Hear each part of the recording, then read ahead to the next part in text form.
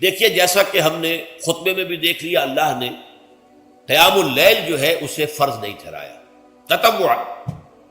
قرآن مجید میں بھی اس کا کوئی ذکر نہیں، احادیث میں اس کی تشویق و ترغیب پوری موجود ہے۔ ایک اور حدیث بھی ہم بعد میں پڑھیں گے اس پر۔ اس کا پس منظر کیا تھا کہ اس کو چھوڑ دیا گیا۔ اب ظاہر بات ہے مسلمانوں میں کمزور بھی ہیں، مسلمانوں میں وہ مزدوری کرنے والے بھی ہیں، روزہ تو فرض ہے ان پر، چاہے مئی کا مہینہ ہے اور گندم کاٹنی ہے، روزہ تو پھر بھی رکھنا ہوگا، یہ سب کچھ۔ لیکن یہ کہ رات کو پھر کھڑے رہنا ان کے لیے، جاگنا ممکن نہیں، لہذا ان کے اوپر یہ چیز فرض نہیں۔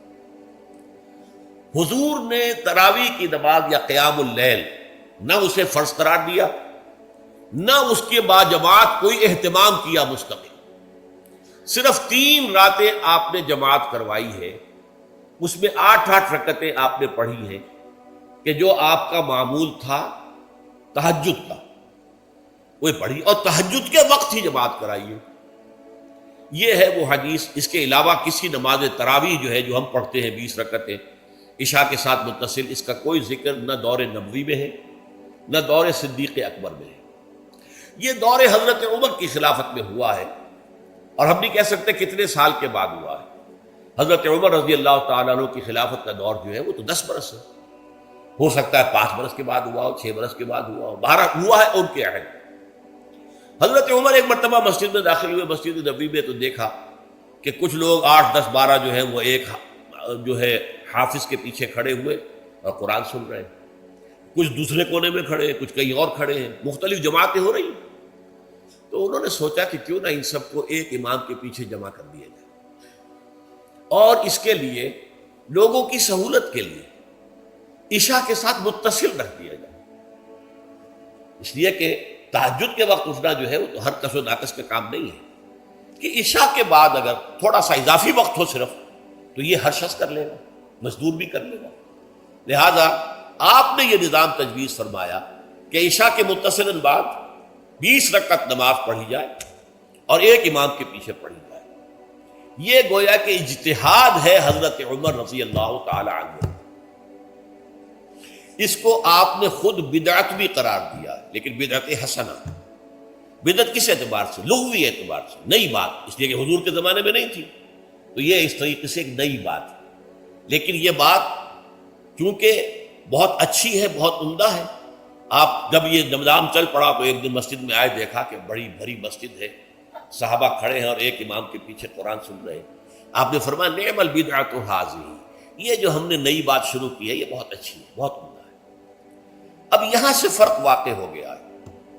ایک تو اہل تشیع جو ہے وہ تو ویسے ہی حضرت عمر سے بہت دشمنی رکھتے ہیں، عناد رکھتے ہیں، تو حضرت عمر کے اجتہادات سے انہیں نفرت ہے، انہیں دوری ہے، چاہے وہ کوئی سا بھی حضرت عمر کا اجتہاد ہے۔ ہمارے ہاں اہل حدیث حضرات بھی در حقیقت حضرت عمر یا کسی اور خلیفہ راشد کے فعل کو وہ سمجھتے ہیں کہ یہ ایگزیکٹو آرڈرز ہیں، یہ ہمیشہ کے لیے نہیں۔ حضرت عمر نے اپنے دور میں ایک نظام قائم کیا، ان کے دور کے لیے ٹھیک تھا، یہ ہمیشہ کے لیے نہیں۔ ہمیشہ کے لیے وہ 8 ہی رکعتوں کے قائل ہیں، وہ تہجد والے، لیکن اس میں بہرحال انہوں نے بھی خود یہ اضافہ کیا ہے کہ وہ 8 رکعتیں وہ عشاء کے ساتھ متصل پڑھتے ہیں، تہجد کے وقت تو نہیں پڑھتے۔ اور حضور نے تو صرف 3 روز جو ہے وہ کرائی تھی جماعت، وہ لوگ 30 دن یا 29 دن پڑھ رہے ہیں، تو اضافہ تو انہوں نے بھی کر دیا، تو نظام میں تبدیلی تو ہو گئی۔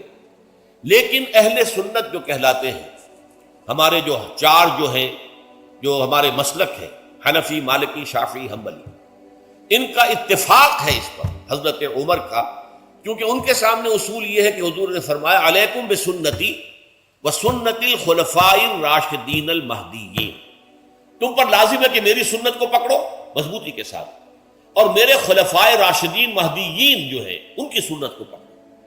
اس اصول سے یہ 4 فقہیں جو ہیں حضرت عمر کے اجتہادات جو ہیں ان کو بھی پابندی سمجھتے ہیں کہ تمام عمر کے لیے، قیامت تک کے لیے امت مسلمہ پر ان کی پیروی لازم ہے، لہذا اس میں اجماع ہے۔ اور یہاں تک کہ یہ سب سے آخری جو اس میں مسلک پیدا ہوا ہے، زمانی اعتبار سے سب سے پہلے مسلک جو ہے حنفی پیدا ہوا ہے، پھر مالکی پیدا ہوا ہے، پھر شافعی پیدا ہوا ہے، اور پھر حنبلی آخری۔ اور امام احمد ابن حنبل بہت بڑے محدث بھی ہیں، مسند احمد ابن حنبل جو ہے وہ بہت بڑی کتاب ہے، بہت اہم کتاب ہے، جامع کتاب ہے۔ تو ان کے ہاں بھی 20 رکعتیں ہیں۔ چنانچہ حرمین شریفین میں، سعودی عرب میں، مکے اور مدینہ منورہ میں جو نماز تراویح ہوتی ہے اس کی 20 رکعتیں ہیں، لیکن اہل حدیث حضرات جو ہیں وہ اس 8 کے اوپر اتفاق کرتے ہیں۔ بہرحال یہ ایک اختلاف ہے جو میں نے اس کا پس منظر بیان کر دیا، لیکن اس 20 رکعت نماز سے ادا کرنے سے جو کہ زیادہ سے زیادہ 50 منٹ یا 1 گھنٹہ لگتا ہے، اس سے وہ قیام اللیل کا حق ادا نہیں ہوتا۔ قیام اللیل کا تو کچھ اور ہی تقاضا ہے۔ قیام کسے کہتے ہیں؟ یہ سورہ مزمل سے واضح ہوتا ہے، یا ایھا المزمل قم اللیل الا قلیلا نصفہ او انقص منہ قلیلا او زد علیہ ورتل القرآن ترتیلا۔ آدھی رات یا آدھی رات سے کچھ کم، یعنی تہائی رات، یا آدھی رات سے کچھ زائد، 2/3 رات، یہ ہے قیام اللیل۔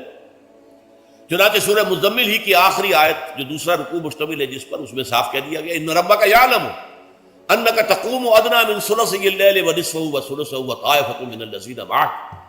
اے اللہ کے نبی، اللہ خوب واقف ہے کہ آپ بھی اور آپ کے ساتھ ایک جماعت بھی رات کو کھڑی رہتی ہے، 2/3 رات یا آدھی رات یا 1/3 رات۔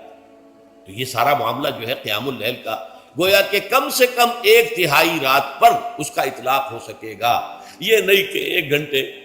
اب کس کے ذمن میں دیکھیے، حدیث پڑھیے، تیسری حدیث ہے عن عبداللہ ابن عمرو بن العاص رضی اللہ تعالی عنہ۔ یہ وہی عبداللہ ابن عمرو ہے جن کی میں نے آپ کو حدیث پہلے سنائی ہے۔ یہ ساری رات کھڑے رہتے تھے، پوری رات، اور ہر روز روزہ رکھتے تھے، جس پر حضور نے منع کیا، لا تفعل، مت کرو ایسا۔ رضی اللہ عنہما، یہ خود بھی صحابی ہیں اور ان کے والد عمرو بن العاص بھی صحابی ہیں۔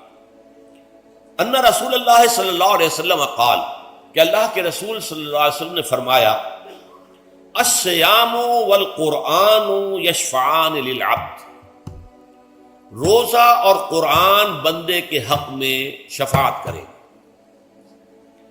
یقول الصیام، روزہ یہ عرض کرے گا اللہ کی جناب میں، اے رب پروردگار، انی منعتہ الطعام والشہوات بالنہار، میں نے تیرے اس بندے کو دن کے دوران کھانے پینے سے اور اپنی شہوت کا تقاضا پورا کرنے سے روکے رکھا، یہ میری وجہ سے روکا رہا، تو میری شفاعت اس کے حق میں قبول فرما، فشفعنی فیہ، میری شفاعت اس کے حق میں قبول فرما۔